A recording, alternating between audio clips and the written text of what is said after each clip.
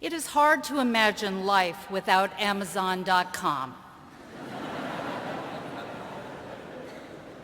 Even for someone of my advanced age. After all, where else can a few clicks of a mouse take you from the latest novel by Toni Morrison to an 18th century edition of the works of John Locke, having stopped in power tools and women's shoes along the way?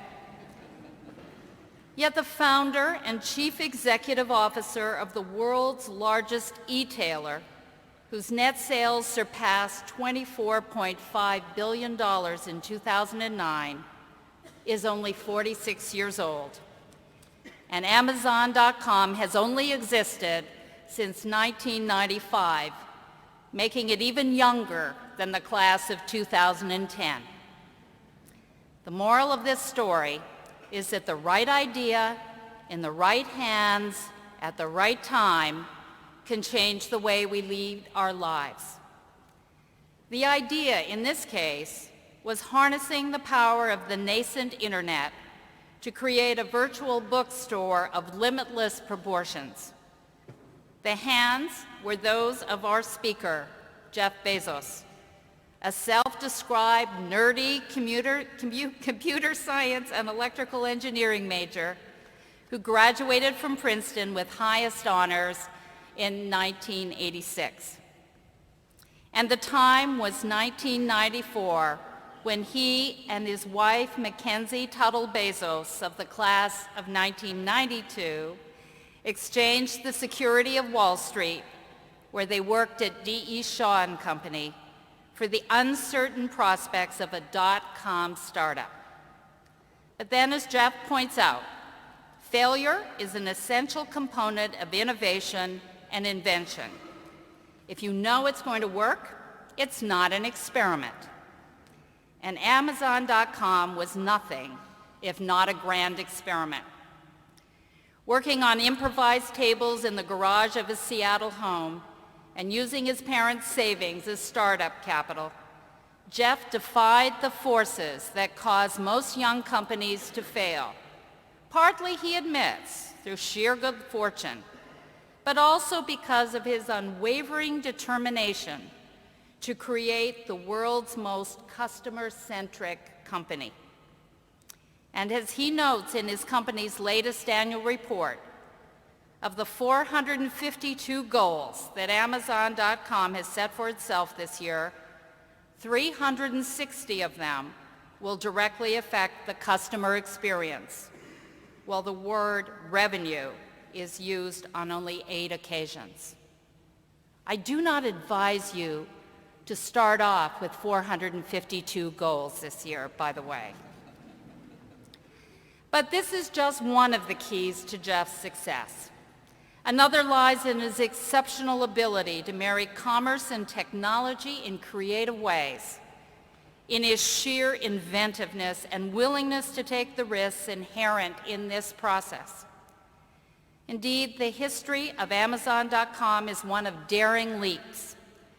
One such leap involved creating the capacity to search inside the books sold by his company, not by designing a modest pilot project, but by committing the resources to make it possible to scour the text of more than 120,000 volumes when this feature debuted in 2003. Other innovations have included one-click shopping, online product reviews by customers, and of course, the Kindle reading device, which we test drove in 3 courses this fall. Mirroring the rapid growth of Amazon itself, the number of books available through the U.S. Kindle store topped 460,000 in 2009, just 2 years after its launch. And there's no turning back. Our vision is every book, every printed, in any language, all available in less than 60 seconds, Jeff has stated. An audacious proposition, to be sure, but as Albert Einstein once observed, if at first the idea is not absurd, then there is no hope for it. Perhaps the American Academy of Achievement summarized our speaker's impact best when it noted, having already revolutionized the way the world buys books, Jeff Bezos is now transforming the way we read them as well. I like to think that Princeton helped to lay the groundwork for this revolution. Dreamer and doer, entrepreneur and engineer, refreshingly unassuming even in the face of unimaginable success, Jeff has done his alma mater proud. It is a true honor and pleasure to welcoming him back to Old Nassau today.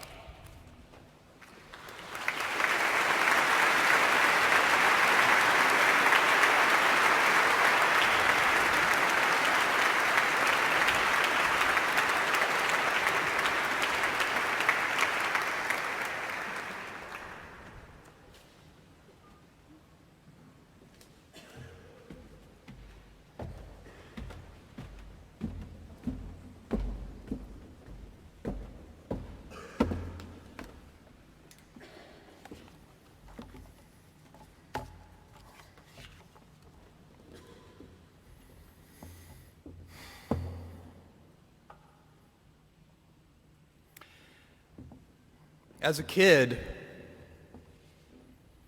I spent my summers with my grandparents on their ranch in Texas. I helped fix windmills, vaccinate cattle, and do other chores. We also watched soap operas every afternoon, especially Days of Our Lives.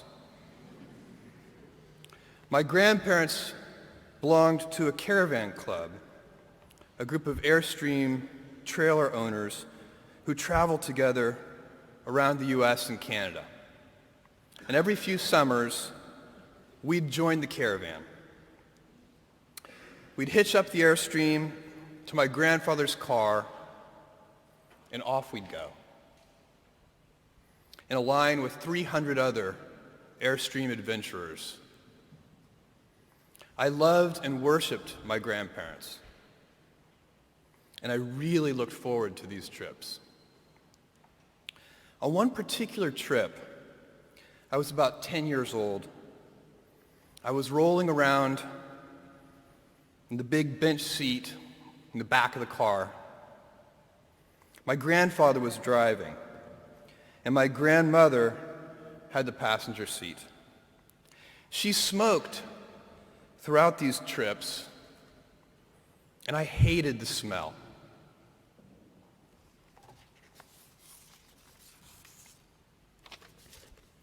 At that age, I'd take any excuse to make estimates and do minor arithmetic. I'd calculate our gas mileage, figure out useless statistics on things like grocery spending. I'd been hearing an ad campaign about smoking. I can't remember the details, but basically the ad said, every puff of a cigarette takes some number of minutes off of your life. I think it might have been 2 minutes per puff. At any rate, I decided to do the math for my grandmother. I estimated the number of cigarettes per day, estimated the number of puffs per cigarette, and so on. When I was satisfied that I'd come up with a reasonable number, I poked my head into the front of the car, tapped my grandmother on the shoulder, and proudly proclaimed, "At 2 minutes per puff, you've taken 9 years off of your life." I have a very vivid memory of what happened next. And it was not what I had expected. I expected to be applauded for my cleverness and my arithmetic skills. "Jeff, you're so smart. You had to have made some tricky estimates. Figure out the number of minutes in a year and do some division." That's not what happened. Instead, my grandmother burst into tears.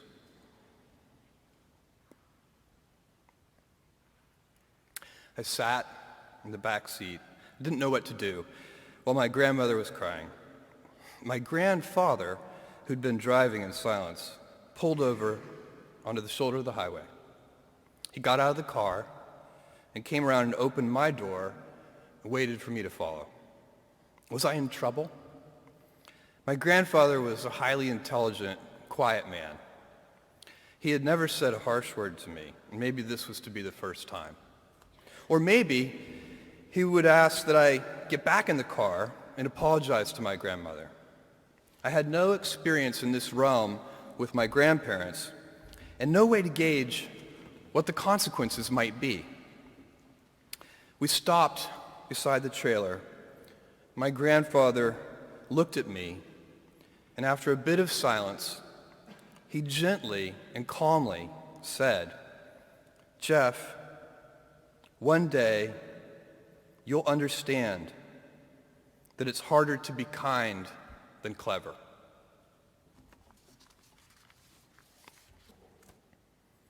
What I want to talk to you about today is the difference between gifts and choices. Cleverness is a gift. Kindness is a choice. Gifts are easy. They're given after all.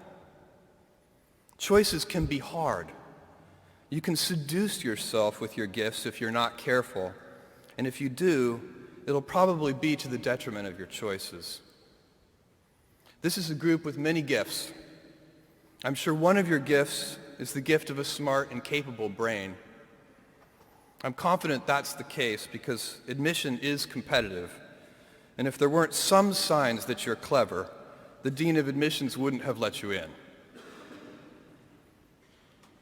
Your smarts will come in handy because you will travel in a land of marvels. We humans, plodding as we are, will astonish ourselves. We'll invent ways to generate clean energy, and a lot of it.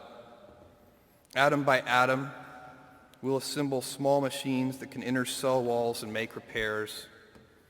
This month comes the extraordinary but inevitable news that we've synthesized life.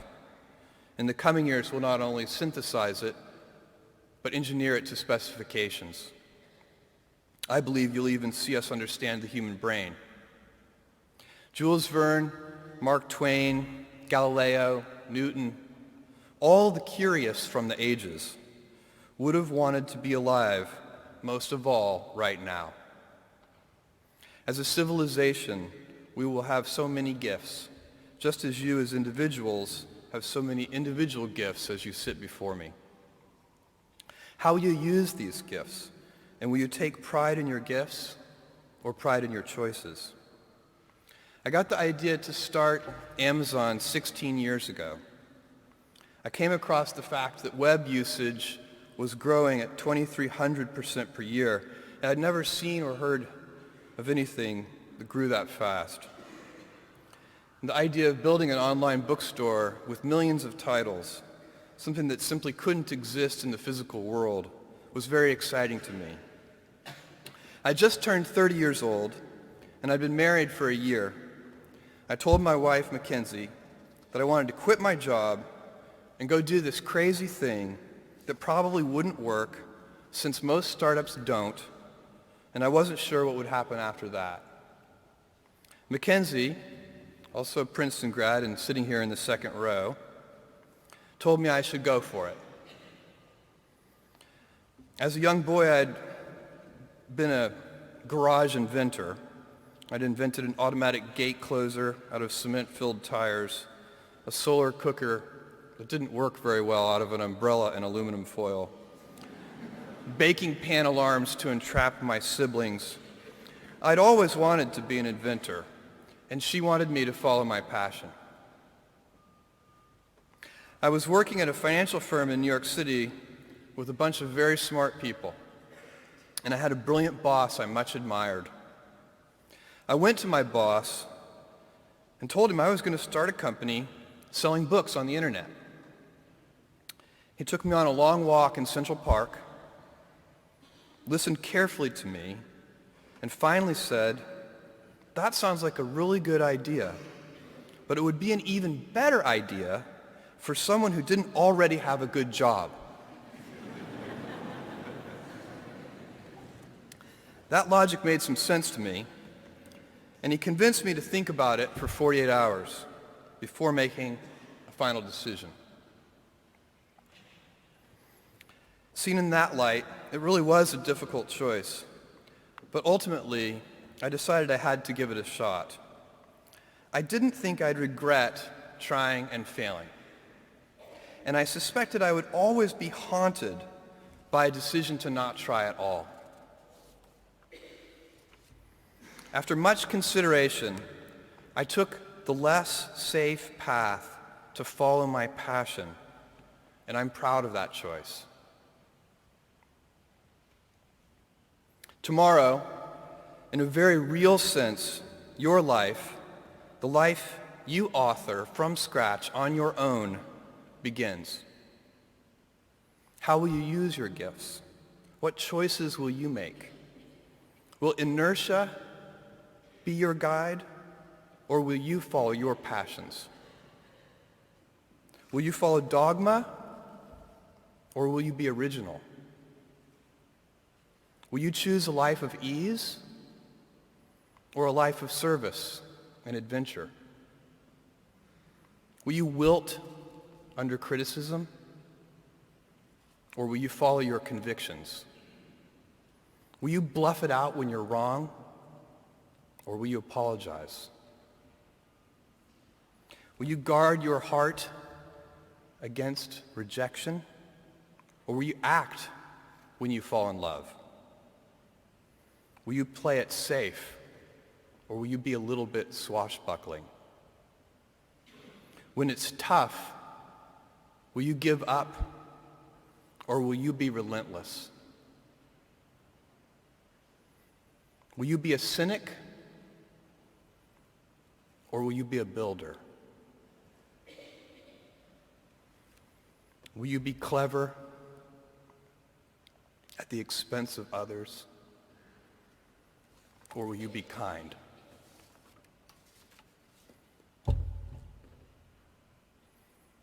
I will hazard a prediction. When you are 80 years old, and in a quiet moment of reflection, narrating for only yourself the most personal version of your life story, the telling that will be most compact and meaningful will be the series of choices you have made. In the end, we are our choices. Build yourself a great story. Thank you and good luck.